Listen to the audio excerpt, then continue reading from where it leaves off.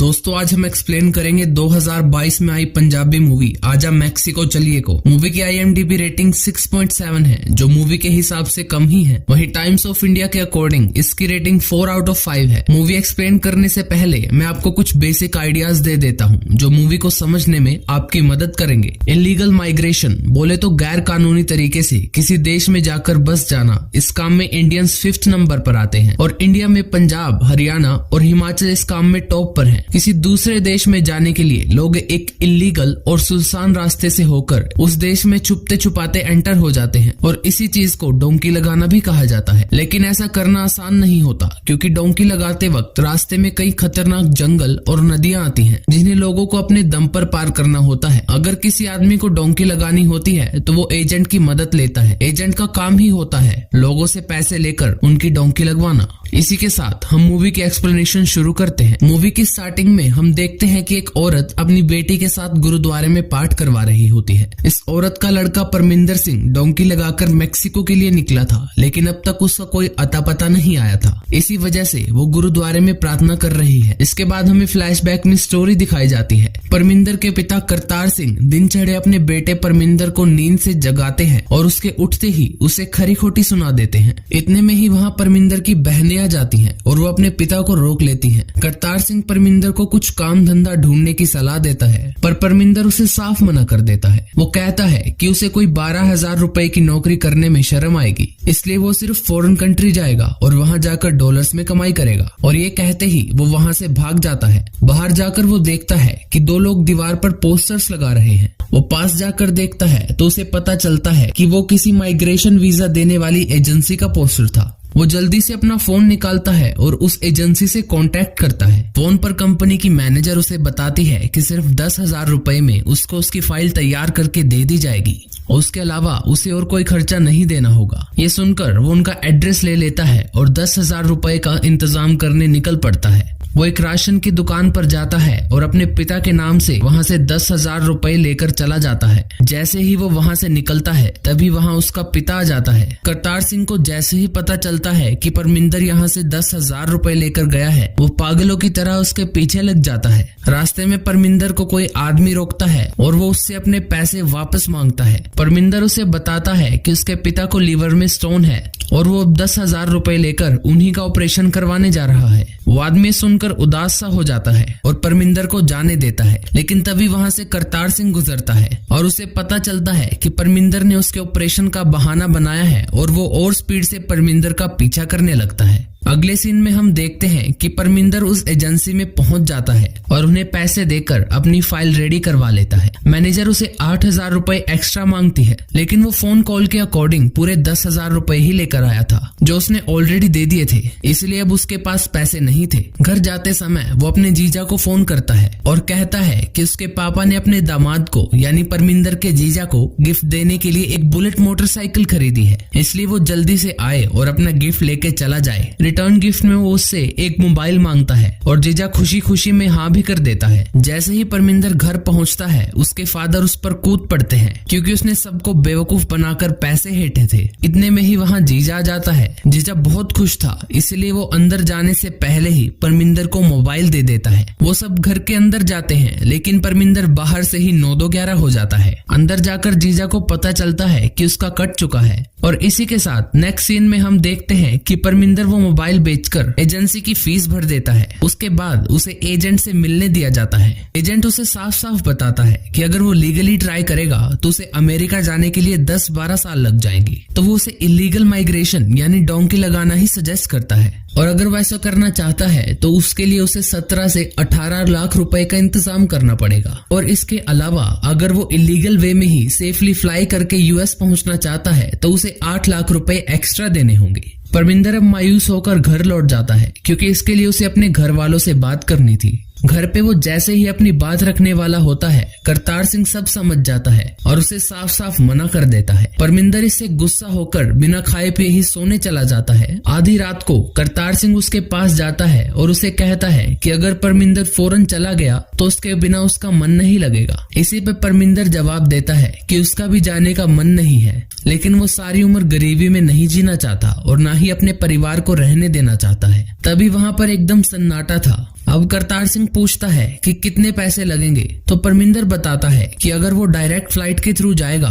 तो उसे 8 लाख रुपए एक्स्ट्रा पे करने पड़ेंगे। उसके फादर उसे डायरेक्ट फ्लाइट करवाने को ही कह देते हैं। परमिंदर ये सुनकर बेड से कूदकर खाना खाने के लिए चला जाता है और देखते ही देखते उसके जाने की तैयारियां शुरू हो जाती हैं और कुछ दिनों बाद उसके जाने का दिन भी आ जाता है। परमिंदर सबसे विदा लेकर एयरपोर्ट चला जाता है और उसके बाद हम देखते हैं कि परमिंदर की फ्लाइट कोर्टो लैंड करती है। वहाँ उसकी दोस्ती 2 लोगों से होती है और मजे की बात तो ये थी कि उन दोनों को भी यूएसए ही जाना है। उनकी बातचीत शुरू ही होती है कि इतने में वहीं उनको लेने के लिए एक आदमी आ जाता है। वो उनको उसके साथ चलने के लिए कहता है, लेकिन वो एक अलग लैंग्वेज बोल रहा था तो किसी को कुछ समझ नहीं आता। इसके बाद वो उन तीनों को अपने फोन में उनकी फोटो दिखाता है। ये देखकर वो समझ जाते हैं कि आदमी उन्हें लेने के लिए ही आया है, इसीलिए वो उनके साथ चले जाते हैं और रास्ते में वो बातचीत करते हैं। उनमें से वकार पाकिस्तान से आया था और जैरी परमिंदर की तरह पंजाब से ही आया था। वो आदमी उन्हें एक होटल में ले जाकर छोड़ देता है और नेक्स्ट से कोई दूसरा आदमी उन्हें लेने के लिए आता है। वो उन्हें ले जाकर एक टूटे फूटे मकान में छोड़ देता है और उन्हें वही रात गुजारने के लिए कहता है। परमिंदर को अभी भी यही लग रहा था कि उसकी डायरेक्ट फ्लाइट होगी और वो अपने एजेंट को बार बार फोन कर रहा था, पर उसका एजेंट उसकी कॉल उठा ही नहीं रहा था। नेक्स्ट मॉर्निंग वहाँ वही आदमी उन्हें लेने के लिए वापस आता है और एक लंबा सफर तय करने के बाद उन तीनों को एक अंडरग्राउंड जगह पर ले जाकर छोड़ देता है। उन्हें कुछ समझ नहीं आ रहा था कि उनके साथ क्या हो रहा था। वो बस सीधी डायरेक्शन में बढ़ते ही जा रहे थे। वहाँ पर परमिंदर को गुड्डू नाम का एक नया दोस्त मिल जाता है जो कि वकार की तरह पाकिस्तान से ही आया था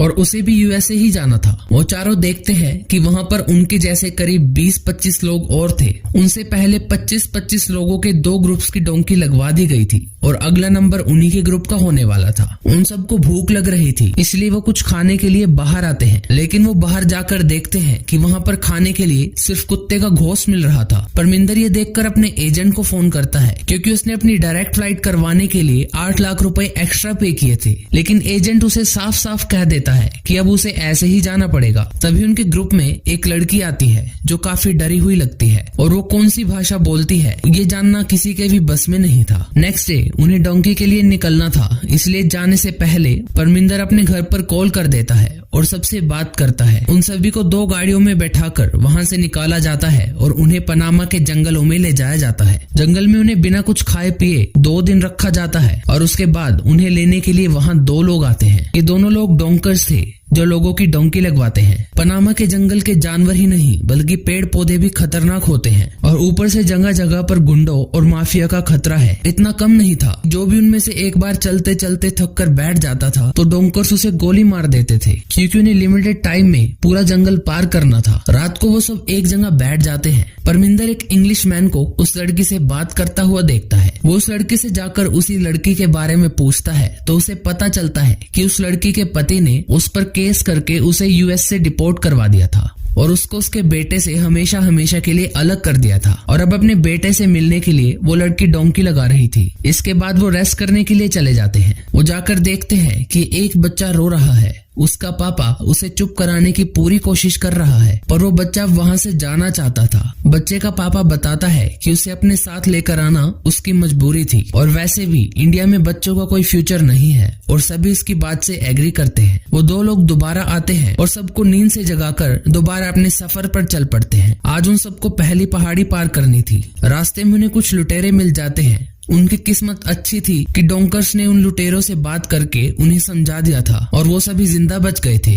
वो चलते चलते थक गए थे, पर चलते रहने के अलावा उनके पास और कोई रास्ता नहीं था। अगर वो रुकते तो उन्हें सीधा गोली मार दी जाती। रात को वो डोंकर्स सभी लोगों को अपने ठिकाने पर ले जाते हैं और वहीं पर उन सबको आज की रात गुजारनी थी। अब वो लड़की परमिंदर का नाम लेती है और उसे अपनी लैंग्वेज में कुछ कहने की कोशिश करती है, पर हर बार की तरह किसी को कुछ समझ नहीं आता और यूं ही हंसते खेलते एक दूसरे का मजाक बनाते हुए वो लोग सो जाते हैं। अगले दिन वो लोग सबको एक जगह ले जाकर छोड़ देते हैं और यहाँ से सबको अकेले ही आगे जाने को बोलते हैं। दरअसल वहाँ से पनामा कैंप सिर्फ 3 घंटे की दूरी पर था और ये सुनकर सभी खुश हो जाते हैं। सबकी थकान मानो दूर सी हो गई थी, लेकिन किसी को अंदाजा भी नहीं था कि उनका बुरा वक्त अभी शुरू होने वाला था। वो लोग रास्ता भूल भुलाकर एक ही जगह पर बार बार चक्कर काटते हुए कुछ भी करके आगे बढ़ते रहते हैं और आगे जाकर एक खुली जगह में पहुंच जाते हैं। वहां पर बहुत सारी लाश, कंकाल और कपड़े पड़े हुए थे। आगे जाकर वो एक अधमरे आदमी को देखते हैं। वो उसे कुछ खाने को देते हैं और उसे अपने साथ ही ले चलते हैं। वो आदमी उन्हें बताता है कि उसे भी पनामा कैंप का 3 घंटे का रास्ता बताया गया था, लेकिन अब वो 2 महीनों से वहीं भटक रहा था। इसी के साथ रात हो जाती है और अगले दिन सुबह जब परमिंदर सबको उठाता है तो एक लड़के को छोड़कर सभी उठ जाते हैं। परमिंदर जब पास जाकर देखता है तो उसे पता चलता है कि वो लड़का मर चुका था क्योंकि उसे सांप ने काट लिया था। वो लोग उसकी डेड बॉडी को वहीं छोड़कर आगे चल पड़ते हैं। चलते चलते अब शाम होने वाली थी, लेकिन अब तक कैंप नहीं आया था। तभी वहाँ झाड़ियों में से कुछ माफियाज निकल कर आते हैं और उन पर अटैक कर देते हैं। वो सबकी चेकिंग करने के लिए सबके कपड़े उतरवा देते हैं और वो लड़की जिस बात से डर रही थी वही होता है। माफिया उसे भी कपड़े उतारने को बोलते हैं। इसी बीच परमिंदर बीच में आ जाता है और इस वजह से वो माफियाज परमिंदर को बुरी तरह से मारते हैं। जब उनमें से किसी के पास भी पैसे नहीं मिलते तो माफियाज वहां से चले जाते हैं। देखते देखते रात हो जाती है। सब लोग बैठकर अपने अपने परिवार को याद कर रहे थे क्योंकि किसी को कुछ आइडिया नहीं था कि वो कभी वहां से जिंदा निकल भी पाएंगे या नहीं। अगले दिन वो बिना किसी उम्मीद के अपनी जर्नी को दोबारा शुरू करते हैं। रास्ते में उस छोटे बच्चे की तबीयत बहुत खराब हो जाती है। जब तक परमिंदर उसके लिए पानी लेकर आता है तब तक बहुत देर हो जाती है और वो लड़का मर जाता है। और इतने में ही वहाँ आर्मी वाले आ जाते हैं और वहाँ पर फायरिंग शुरू हो जाती है। उस बच्चे का पिता उसके पास बैठकर बुरी तरह से रो रहा था, लेकिन सभी जबरदस्ती उसे वहाँ से पकड़कर ले जाते हैं। आर्मी उन सबको पकड़कर कैंप में डाल देती है और वहाँ पर उन्हें सभी मिली हुई लाश दिखाई जाती है। मरे हुए लड़के का पिता अपने बेटे की डेड बॉडी की तरफ जाता है, लेकिन परमिंदर उसे रोक लेता है क्योंकि अगर वहाँ पर कोई लाश को पहचान लेता है तो उसे कंट्री आउटलेट नहीं दिया जाता। उन सबको कैंप में लाए आज 4 दिन हो गए थे। परमिंदर अपने घर फोन करता है और उसका उदास पिता उसकी आवाज सुनकर खुशी से कूद पड़ता है। इसके ठीक 2 दिन बाद कैंप में सबके फिंगरप्रिंट्स स्कैन किए जाते हैं और कुछ दिन बाद सबको कंट्री आउटलेट भी मिल जाता है, लेकिन बस उस आदमी को नहीं मिलता जिसका लड़का मर गया था। सभी उसको दिलासा देकर चले जाते हैं क्योंकि उनको दूसरे कैंप में शिफ्ट किया जाना था। 15 दिनों बाद वो ग्वाटेमाला के जंगलों में पहुंच जाते हैं और उन्हें वहां पर फिर से एक जंगल पार करना था। जैसे तैसे वो एक ही दिन में पूरा जंगल पार कर लेते हैं और वहां से एक वैन के थ्रू उन्हें एक होटल में ले जाया जाता है। होटल में जाते ही सभी एश्योर हो चुके थे कि अब उनकी नॉर्मल लाइफ उन्हें वापस मिल गई है। वो सब बहुत खुश हो जाते हैं और नाचते हैं। अगले दिन वो यूएस के लिए निकल पड़ते हैं। सारा रास्ता कवर करने के बाद वो छुपते छुपाते बाउंड्री वॉल को क्रॉस कर लेते हैं और मैक्सिको पहुंच जाते हैं। मैक्सिको अब लास्ट बॉर्डर था और इसके बाद उन्हें सीधा यूएसए की एंट्री मिल जानी थी, इसलिए डोंकर्स ने वहां पर एक मैक्सिको हब बनाया हुआ था। उनमें से किसी को भी इस हब के बारे में नहीं पता था। दरअसल यहाँ से डोंकर्स इंडियन एजेंट्स के साथ कॉन्टेक्ट करके यहाँ फंसे हुए लोगों के परिवार वालों को ब्लैकमेल करके उनसे पैसे हेठते थे। डोंकर्स अपना काम शुरू करते हैं। वो एक एक करके सबको बुलाते हैं और उनकी डिटेल्स चेक करते हैं कि उनकी फैमिली ने पेमेंट की है या नहीं। एक एक करके सब वेरीफाई हो जाते हैं और अब परमिंदर की बारी आती है। डोंकर्स अपने गुंडे को बुलाते हैं और परमिंदर को बाहर लेके जाते हैं। यहाँ हमें पता चलता है कि परमिंदर के एजेंट ने उससे तो पैसे ले लिए थे, लेकिन आगे डोंकर्स के पास नहीं पहुँचाए थे और अब परमिंदर को बुरी तरह मारा जाता है। रात को उनका लीडर डोंकर आता है और वो परमिंदर को मार मार कर अधमरा कर देता है और उससे पैसा मांगता है। परमिंदर अपने घर फोन करता है और उसके घर वाले जैसे तैसे पैसे जमा कर देते हैं। अगले दिन परमिंदर को छोड़ दिया जाता है, लेकिन उसकी हालत अब बहुत खराब हो चुकी थी। हालांकि सफर अब बहुत थोड़ा रह गया था, लेकिन उसके लिए इसे भी पार करना नामुमकिन था। बंदूक की नोक पर जैसे तैसे डोंकर्स उससे आधा रास्ता तय करवा लेते हैं, लेकिन एक ऊंची ढलान पर जाकर उसकी हिम्मत जवाब देने लगती है। सभी उसको उठाकर सफर पर आगे बढ़ते हैं, लेकिन उसकी हालत और भी खराब हो जाती है। अब डोंकर गुस्सा हो चुका था और वो सभी को परमिंदर से दूर जाने का ऑर्डर देता है। तभी वहाँ पर एकदम सन्नाटा हो जाता है क्योंकि सब समझ गए थे कि वहाँ क्या होने वाला था। डोंकर कहता है कि उसे गोली मार दी जाए, नहीं तो उसे जिंदा ही जानवर खा जाएंगे। सब लोग मना कर देते हैं, लेकिन परमिंदर डोंकर को शूट करने के लिए रिक्वेस्ट करता है। इससे पहले कि कोई कुछ कहता, डोंकर उसकी छाती पर गोली मारकर उसे मार डालता है। सब लोग भागकर परमिंदर के पास जाते हैं और रोने लगते हैं। वहीं दूसरी तरफ एजेंट परमिंदर के घर वालों को कहता है कि उनका बेटा अब अमेरिका पहुंच चुका है। ये सुनकर सभी खुश हो जाते हैं। एक तरफ परमिंदर मरने से पहले अपनों का चेहरा भी नहीं देख पाया था, तो वहीं दूसरी तरफ उनके परिवार वाले झूठी खुशी मना रहे थे। और इसी के साथ ये मूवी यहीं खत्म हो जाती है। आज के टाइम में हर कोई शॉर्टकट से पैसे कमाना चाहता है और उसी चीज का फायदा उठाकर कई लोग उसे अपने जाल में फंसा लेते हैं। मेहनत से बड़ा इंसान का कोई दोस्त नहीं होता और साथ ही लालच से बड़ा कोई दुश्मन भी नहीं होता। इसलिए इंसान को अपनी मेहनत पर विश्वास रखना चाहिए और अपने लालच को अपने मन पर हावी नहीं होने देना चाहिए। दोस्तों, ओवरऑल मूवी काफी अच्छी है और सभी एक्टर्स ने उम्दा काम किया है। ऐसी ही दिलचस्प मूवीज की एक्सप्लेनेशंस के लिए हमारे चैनल को सब्सक्राइब जरूर कीजिएगा। फिर मिलेंगे किसी नई वीडियो में, तब तक के लिए जय हिंद।